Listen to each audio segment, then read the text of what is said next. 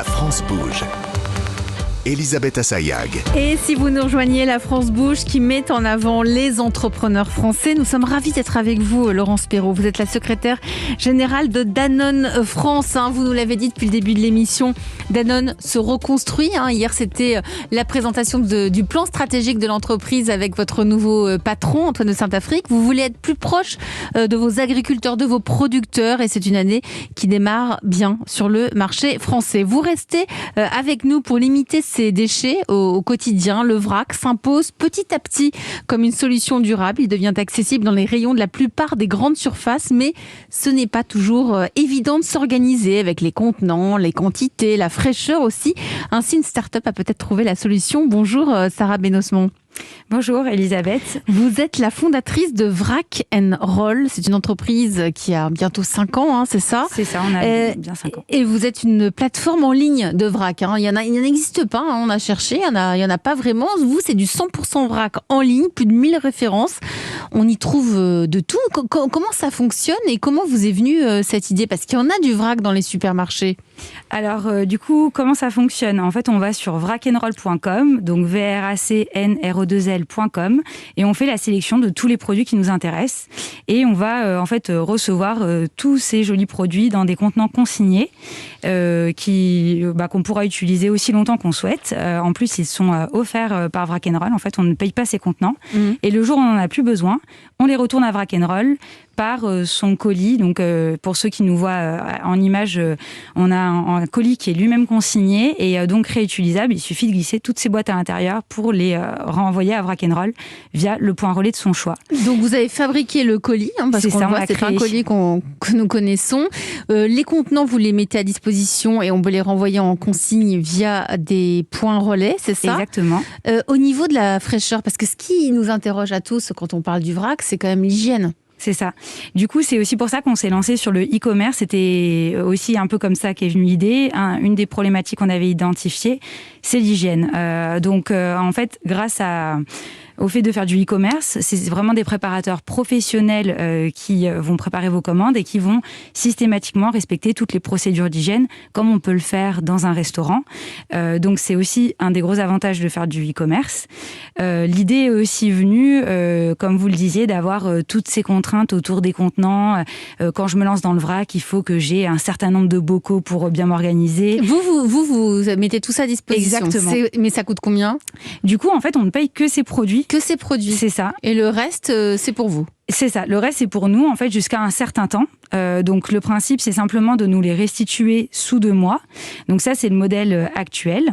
Et en ce moment, on est même en train de se lancer sur un nouveau modèle qui serait de ne jamais facturer les contenants à nos clients tant qu'ils commandent de façon régulière. De façon régulière, dire avoir une certaine fidélité. Donc, c'est ça, exactement. Nathalie Carré de la CCI. Oui, bonjour. Bonjour. En fait, dans les vracs, j'ai jamais compris, et je crois qu'on est nombreux, pourquoi c'est plus cher qu'avec des emballages, alors que c'est du vrac, et que donc il n'y a pas de coût d'emballage.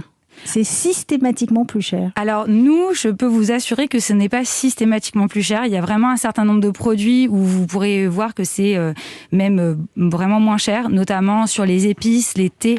On voit des vrais gains économiques. Sur d'autres produits, ce qui n'est pas évident, c'est aussi de se comparer à des produits équivalents.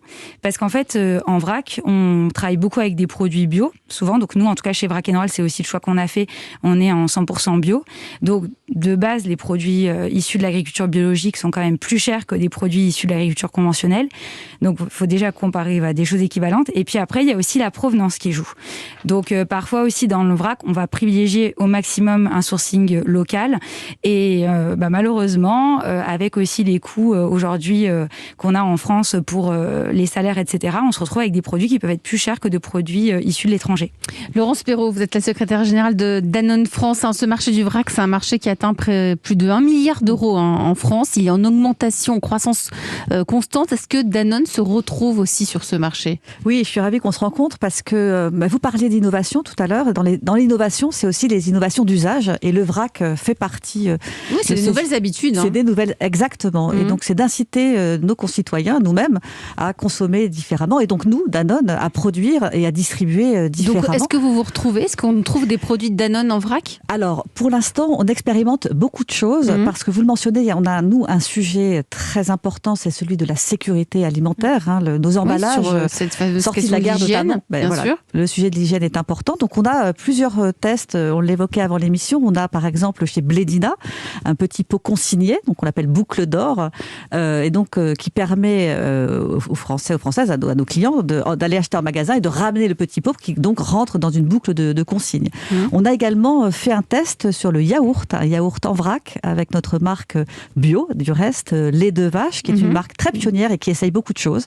Dans un des leaders, d'ailleurs, de la distribution day by day du vrac, pour tester des modèles. Et alors, ça marche Pour l'instant, parce que du yaourt en vrac... on a essayé, pour l'instant, on l'a arrêté. On essaye d'autres... Vous testez? On teste. En eau aussi, l'eau minérale naturelle. Pour l'instant, c'est interdit par la réglementation, pour les questions également de sécurité.